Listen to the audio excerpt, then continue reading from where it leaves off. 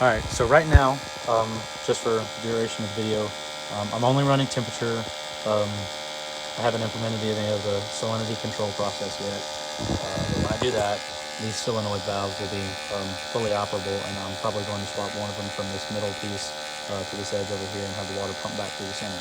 Anyways, so just to walk you through it, we start at the wall. It's got a power adapter, a barrel jack plug-in. It comes to the switch box, and here at the switch, it diverts into two switches. One of them is labeled Arduino. So what happens is it busts up this side of the breadboard. This is 12 volts all the way up. It follows these cords to the Arduino board. It goes in, that's just voltage in, and then when the Arduino is powered on through the VN, the Arduino is putting out 5 volts through these black and red wires. They bust down this breadboard, and then they bust down the opposite side of this breadboard. The breadboard, is split down the middle, so we can do that. So right now, I just got my pump circling a little bit of water. You can see the impeller spinning, water cycling through there. I got it all turned on. The display, I'll show you. The display is displaying a team name, a lower control limit, a set point, and an upper control limit. So what happens is when I input my program, all I do is type in the SP, the set point, and it automatically calculates the lower control and the upper control. And it does that by, calculating the analog values. So I'll find that thermistor real fast. Here it is. This is my temperature reading device. It goes back to the green board. And the green board doesn't speak temperature, the green board speaks analog values and resistance. And so that piece right there that I just showed you, its resistance changes with the temperature. And so that throws back an analog value to the green board.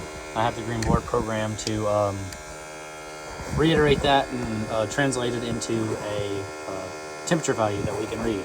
So in Celsius, the lower control is 29.7, the set point is 30, and the upper control is 30.2. And then it displays the current temperature and the status of the heater. So it currently says that the heater is on. And I don't have a heater hooked up to it. I actually have this red LED hooked up to it. But what will happen is if I were to take this thermistor and get it up to 30 degrees Celsius, it will shut that heater off by killing power to the relay. The relay is a normally open relay, and we do this by having this transistor here, and then I have this hooked up to a pin on here. So when this board senses that the temperature here has achieved a temperature of 30.2 degrees Celsius, it'll kill the power to this transistor, which will therefore kill the power to the relay, and the relay is normally open, so without power, it'll be open, break the circuit, and that'll then kill my heater, or in this case, LED. And I'll see if I can't make it go off real fast. I'm gonna have to prop the camera up. Bear with me just a second. See if is it gonna stay? Yeah. So we take this piece right here, we're just gonna heat it up. And you can't see it right now, but on the control this display panel, the temperature changes rapidly because it's constantly reading temperature. But we're up to 24.3 degrees right now. That's in Celsius. And remember, the upper control is 30.2, so even though we may achieve 30, until we pass 30.2, it won't turn off. And so we're at 28.1. Let's heat it up a little faster.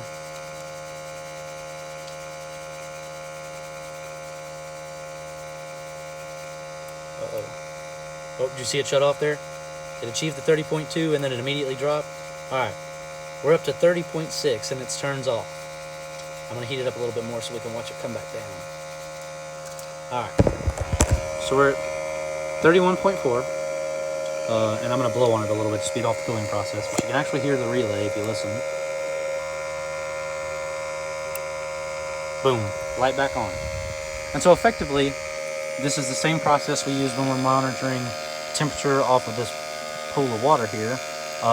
It's just, instead of the LED plugged in, I would have this heater, which is basically just a giant resistor, and I would have it plugged in a place of the heater, or not the heater, the LED, and it would be submerged in here. and this would also be submerged in there. So that's a walkthrough of it right now.